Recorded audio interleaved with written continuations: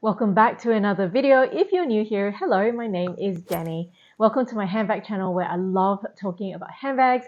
I love talking about luxury handbags, contemporary brand handbags, and any beautiful bags that I might be obsessed about on this planet.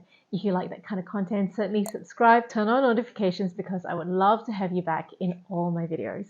Today's video is going to be a review on this bag over here.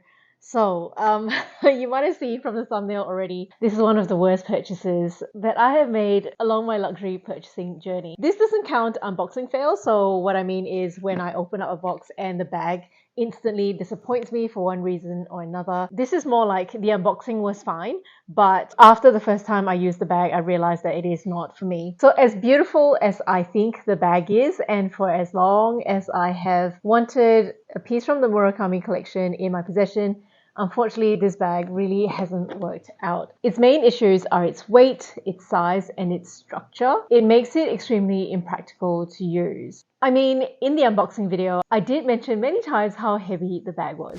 Right. Sorry, the bag is really heavy. I'm just getting some shoulder pain.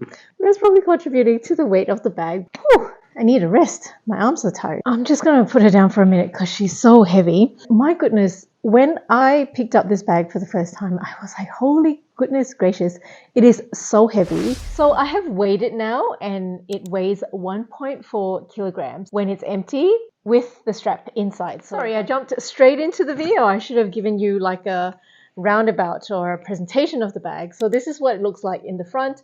There is a very large pocket with a koala nose buckle over there. That's what it looks like from the side. And the back also has a very large pocket that is zippered. And the other side, as well as the bottom of the bag, it's got 4 feet. And the inside of the bag, there is a slip pocket on the back wall of the bag, and there is its strap. The one that I've got here has already patina quite a lot. Some people are really bothered by this degree of patina, but I actually prefer this brown over the white. I don't mind this degree of patina as well here on the strap. So this is what the strap looks like. It has this leather section in the middle. It is adjustable. It's got 1, 2, 3, 4, 5 length settings. There are these linked chains on either side, and there is some sort of clip. Apparently this is not called a dog leash clip, but there's another name for it. I can't remember what it is. So here we are. We have this strap over here. The last owner clearly did not use the strap with it because the degree of patina is different. So I assume they just used it as a top handle bag.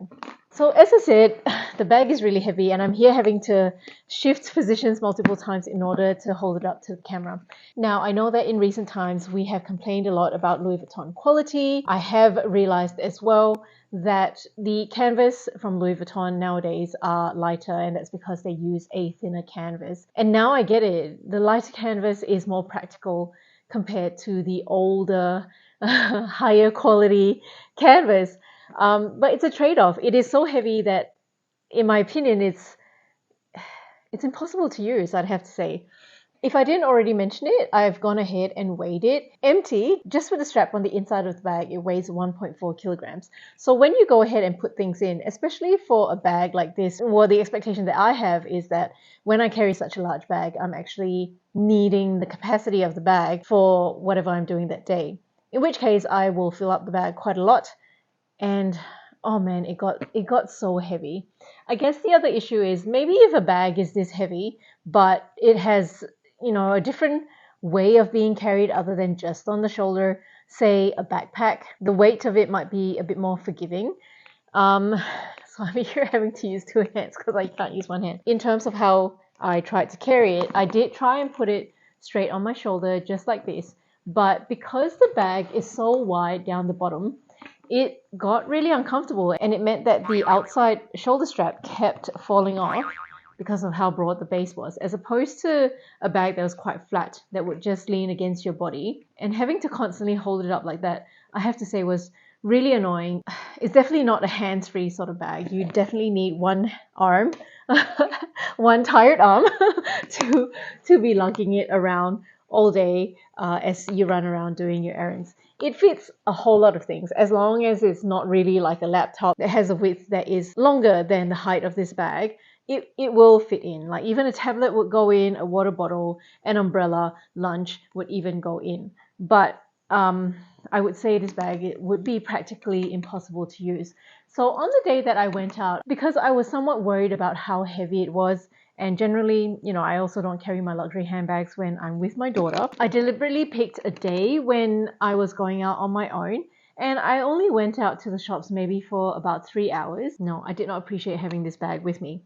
I did bring the strap with me as well to give myself various options of carrying it. This strap, with its shorter setting, and I carry it, the bottom of the bag is still resting against my waist, and it's not that comfortable to have my arm hanging so far outside my body. So I found that uncomfortable, and in order to keep the bag staying on my shoulder as well, I felt I had to hoik my shoulder up a little bit like this to keep it just slightly closer to my body. So yeah, those are the reasons. It's really heavy, it's too structured, and therefore I can't mush it against my body. It actually takes some active effort to keep the bag on your body.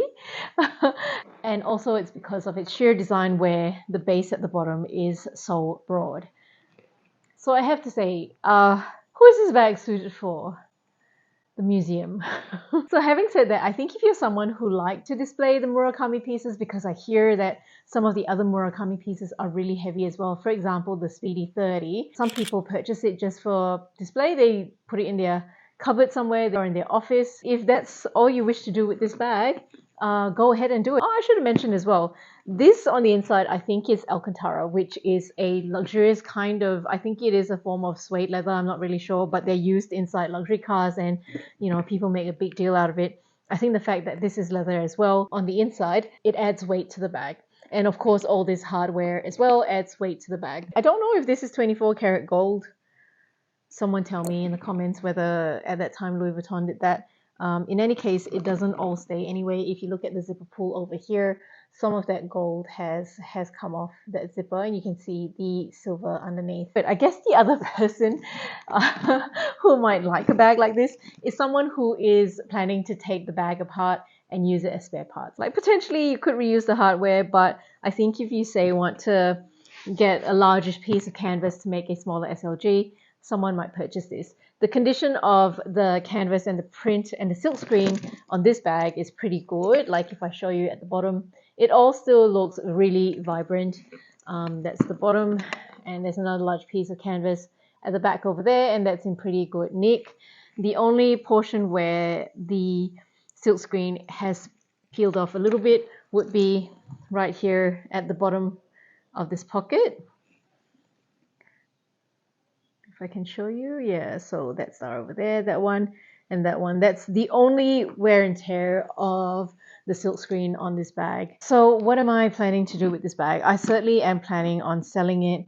Louis Vuitton is going to have another collaboration with Murakami at the start of next year, and my instant assumption is that the value of this bag is going to go up. Of course, I'm going to take advantage of that, and no shame, I'm not embarrassed of doing that, because that's what you do, right? Like for example, with property or stocks, you buy them hoping to make a profit. And you know, when I purchased this, I was hoping to keep it, but of course, if you can sell it for a profit, I would much rather do that. If you have any questions about this review, certainly leave me a comment and I'll try and answer them as best as I can. If you're interested in things like mod shots on myself, I'm 152 centimeters or 5 feet in height. And if you want to look at that, go ahead and watch the unboxing video that's in that. I also talk about the price that I got it for, which was quite a good price. I can't remember what it is now, but I remember getting it for an okay price. And if you want measurements as well, that's also mentioned in the unboxing video. It gives you a whole lot more detail. I hope you enjoyed this video. If you did, go ahead and give me a like. It will really help out my channel. And if you haven't already, please do subscribe. Come back for more videos. Thank you so much for watching, and I'll see you in the next one. Bye. My back is starting to hurt.